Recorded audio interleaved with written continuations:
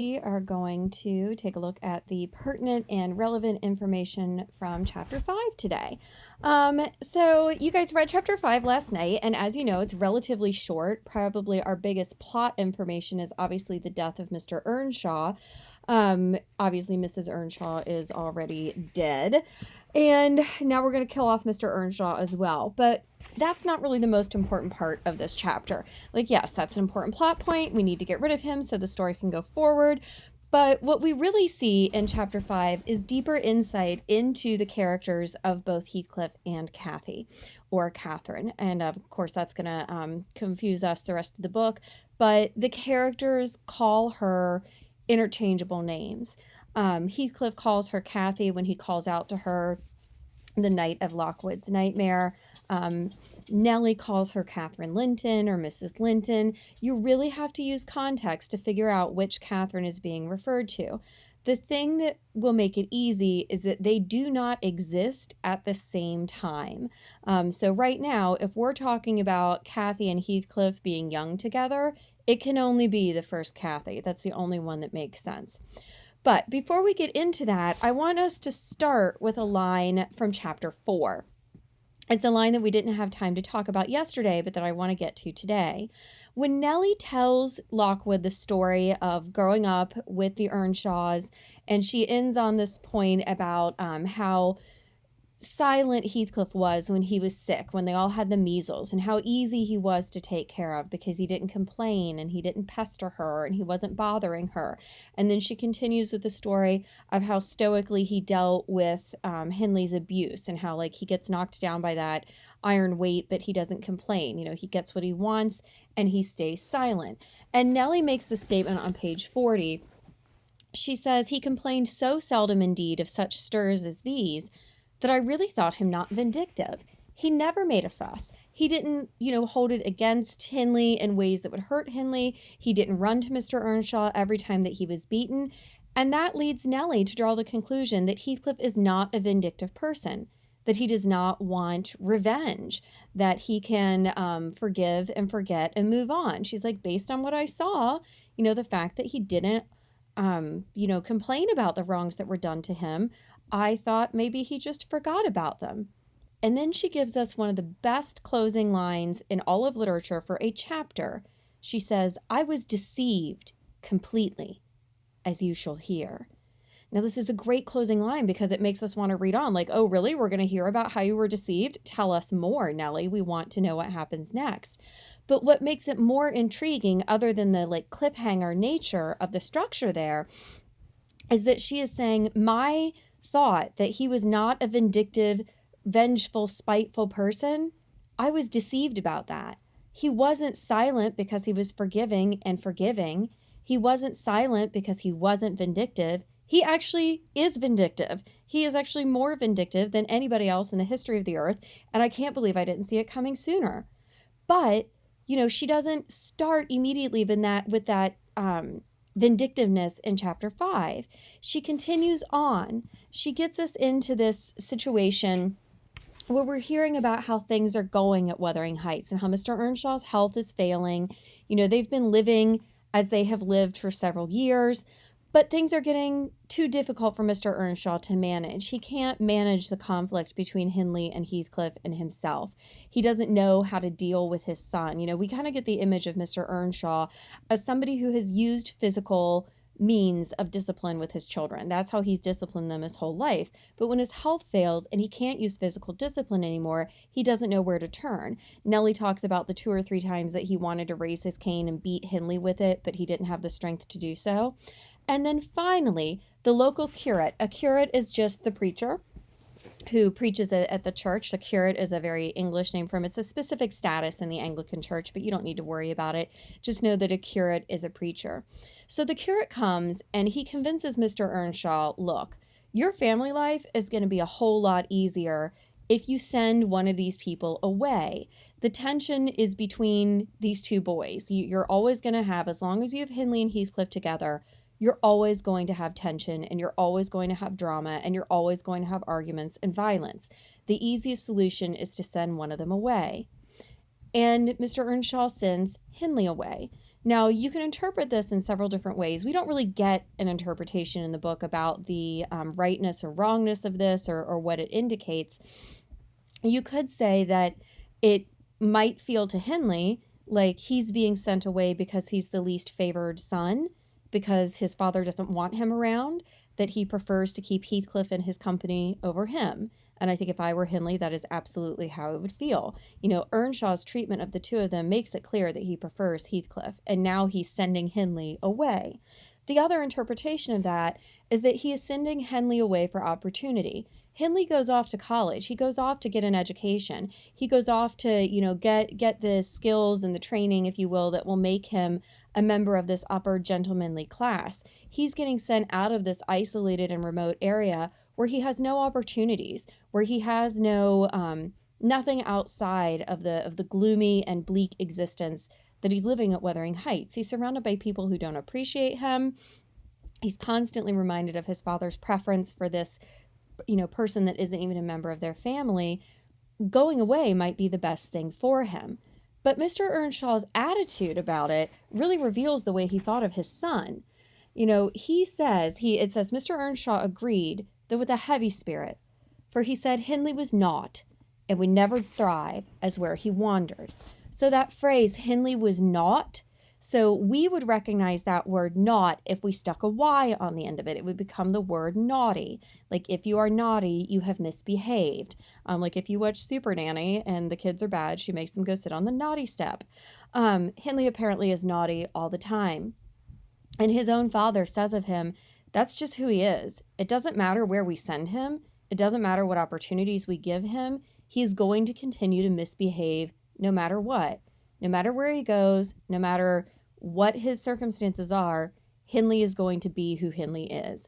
A person who misbehaves, a person who will amount to nothing, a person who will never earn the respect and the compassion or the concern of those around him. And, that is a horrible thing for anybody to say of another person, to deny another person the opportunity to learn and grow and become something different, but for your own father to say about you. And this is one of those points where Nellie's perspective and her point of view, her position as the narrator, matters. Hindley doesn't hear these things said about himself. Even Mr. Earnshaw isn't going to say these things in front of his son. But Nellie presumably is in the room when he says these things to the curate. And she hears this, and she can report what Earnshaw's attitude toward his son was. And of course, that's what allows her to tell Lockwood, and that's what allows her to tell us. So they send Hindley away, and Nellie says, that should have brought peace to the family. It should have made it a much nicer atmosphere than one would have expected. And she says, we might have got on tolerably. Things might have improved, notwithstanding, but for two people. So we as readers are wondering, as this sentence kind of breaks in the middle, what two people at Wuthering Heights are making life difficult? Is it Mr. Earnshaw? Is it Joseph? Is it Catherine? Is it Heathcliff? Those four people are the only people left at this time in Wuthering Heights. Nobody else is there. I guess there are people working on the farm, but nobody's living in the household.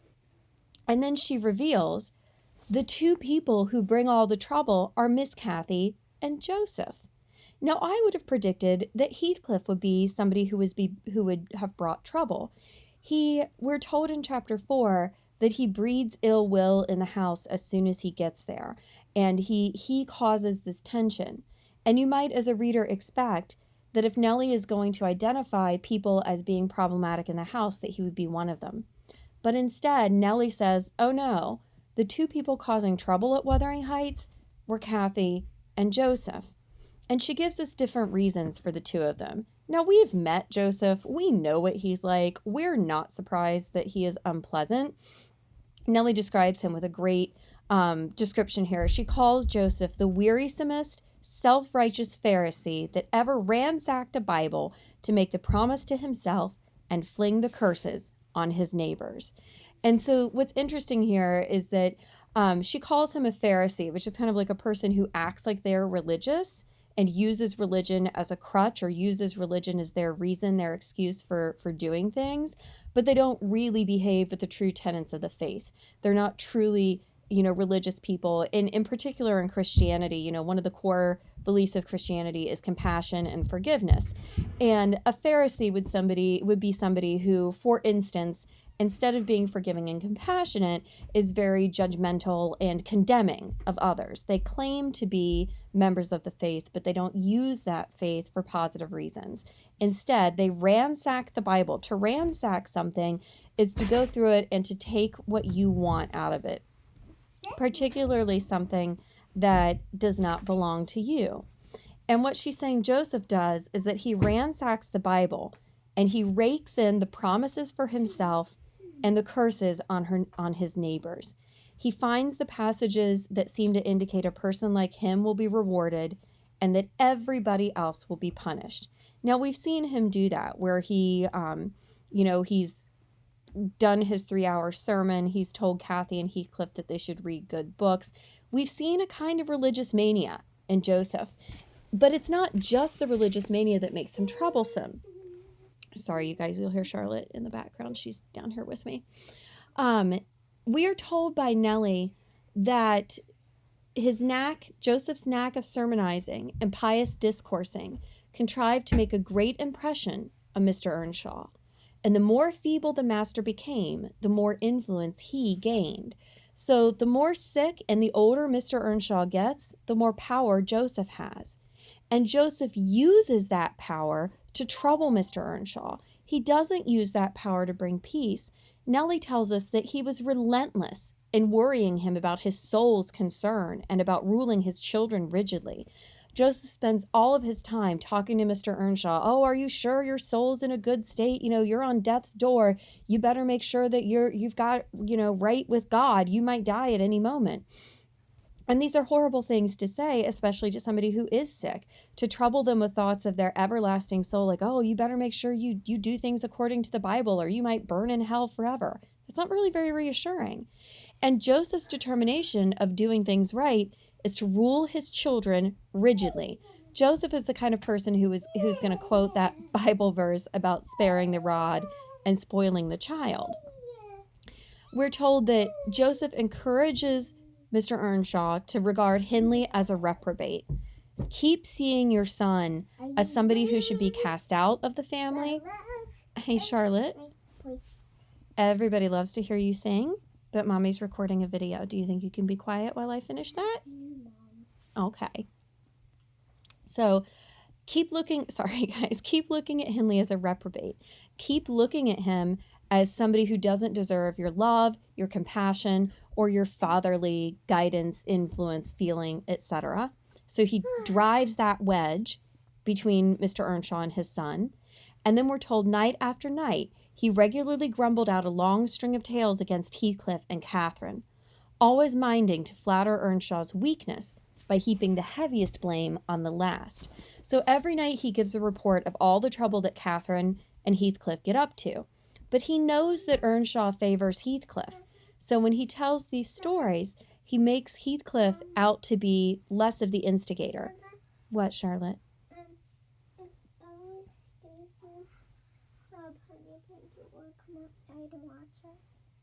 You're going to have to wait for me to finish this, okay? Totoro's upstairs, honey. Or actually, he's right there on the floor by the futon. You see him? Upstairs. Okay, go look for him upstairs. Sorry, guys. Family management taking place over here. Anyway, what was I saying?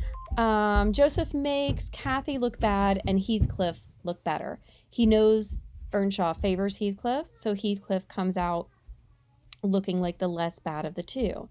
So really, Joseph does not encourage good feeling between Earnshaw and his children. Rather, he encourages negative feelings. He encourages division. He encourages Mr. Earnshaw to see the bad in his children rather than the good. And not only is that not a good thing to do as a person, but it's also not a good thing to do as a servant. What does Joseph have to gain out of all this? You have to wonder. It's a bizarre thing for him to do. It's not like he's going to inherit the family farm and riches and name and title and all that. Like he has nothing to look forward to there. he's a strange character with a strange personality, and he gets some kind of joy or comes to some kind of glee in creating this conflict amongst the people he lives with. Now, what we're told about Miss Cathy, or Catherine Earnshaw, Nellie goes into a lot of detail, but the sentence that strikes me, the one that I always come to when I'm reading, is the sentence that her spirits were always at high water mark, her tongue always going. No matter what emotion Cathy is feeling, she's feeling it intensely. That's what Nellie means when she says that her spirits were at high water mark. If she was sad, she was intensely sad. If she was happy, she was overjoyed. Her tongue is always going. She's always talking. She's always, telling you exactly what she thinks and exactly what she feels. You can never get her to quiet down. Nellie calls her a wild wick slip. We get the chance, or the feeling, we get the chance to see her as a very energetic, playful, but also mischievous person. But Nellie doesn't just paint her as causing trouble. She also says, if she ever made you cry, if she realized that she had made you cry in earnest and really hurt your feelings, she would apologize to you immediately. She would come up and give you a hug. She would try to, make up to you and get you to forgive her. That none of the pains or troubles that she caused were intentional.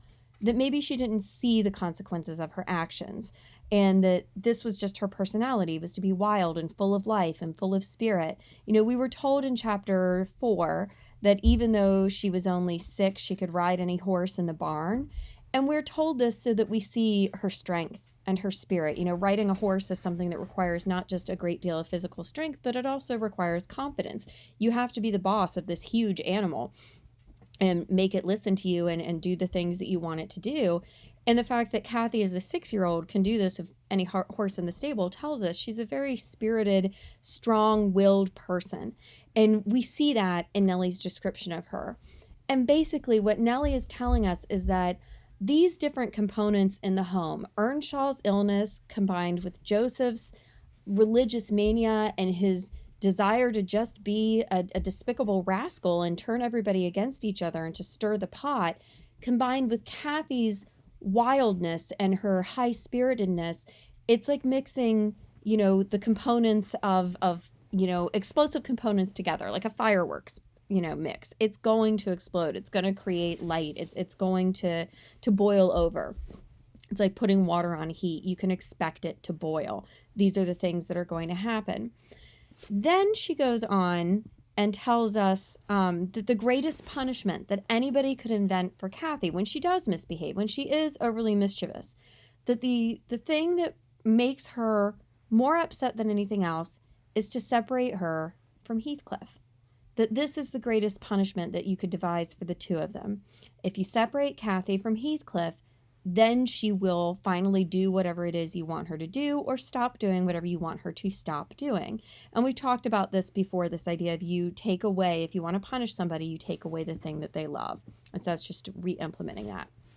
Now, where we go next is this line from page 43, where we have it revealed to us that Mr. Earnshaw wants Heathcliff to understand the kindness that he shows him and to be obedient to him because of that kindness.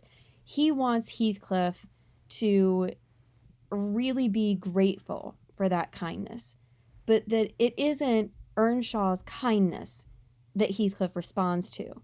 Rather, we're told that Cathy likes to do just what her father hated most, showing how her pretended insolence, her acting as if she's been insulted, her acting as if she has been in some way treated rudely and is upset about it, which he thought real.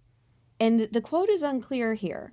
Does that mean that her father thinks her insolence is real, or does it mean that Heathcliff thinks her insolence is real? I believe it means Heathcliff, because that's how the sentence makes sense.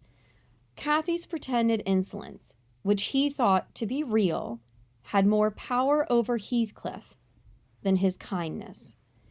When Heathcliff thinks that he has upset Cathy, even though she's only pretending to be upset to get what she wants, even though she's only faking it to get attention. Heathcliff interprets that as real. He thinks he really has insulted her. He thinks he really has hurt her feelings. And when he feels that way, she has more influence over him than anybody. It's not Mr. Earnshaw's kindness that will get Heathcliff to do what is wanted of him. It's Cathy pretending to be insulted or hurt or offended. That's what motivates him. Cathy is the biggest motivator for Heathcliff, not Mr. Earnshaw. Even though Earnshaw is over here and he's been nothing but compassionate and benevolent to Heathcliff, what we have instead is Heathcliff responding more to Cathy than to Mr. Earnshaw, to this father figure. That takes us through with the quotations. The final thing that I want us to respond to is the way that Cathy and Heathcliff act after Mr. Earnshaw has died. We have this very touching, tragic scene of him dying peacefully by the fire. And, Nellie is sent out to get the preacher and to get the doctor, although she hilariously is like, I don't know what good either of them were going to do. It's too late for both. The man is dead. A doctor can't fix him, and a preacher can't listen to his confession. Nellie is nothing but practical. She's practical if nothing else. Anyway, she describes Cathy and Heathcliff when she comes home, and she says that she was outside their bedroom door, and she heard them describing what they thought it would be like for their father in heaven, and that they paint this picture of warmth and comfort, and she says it was just the most innocent, beautiful, pure description of heaven that she had ever heard, and it was so peaceful to her and so warm. She says that she wished they could all be there together that moment. And Nellie's not saying she wants them all to drop dead. What she's saying is, I wish that we could exist in this comfort and this joy and this peace and everything. That's the state that she's aiming for. But we're at Wuthering Heights, and I'm sure you guys have picked up on the fact that nothing at Wuthering Heights is anything like heaven. No one would describe it as a heavenly place. Okay, so those are the pertinent and relevant passages from chapter 5. I am going to post a discussion board on Schoology where you guys can ask questions and I can get back to you. I'll check in at some point during Thursday and answer any questions that there might be by then. And I will probably post another video for you for Friday's lesson. What you need to do, in addition to obviously working on your Hamlet essays, you need to read the next chapter for Friday. So that's chapter... Is it 6 at this point? I think we are. We're up to chapter 6. Read chapter 6 for Friday. It's a shorter one, a little bit longer than 5, but not as long as 3. Okay. Hope you guys have a lovely day and use your time wisely. You can probably get that reading assignment or most of it done before the bell rings. I'll see you soon.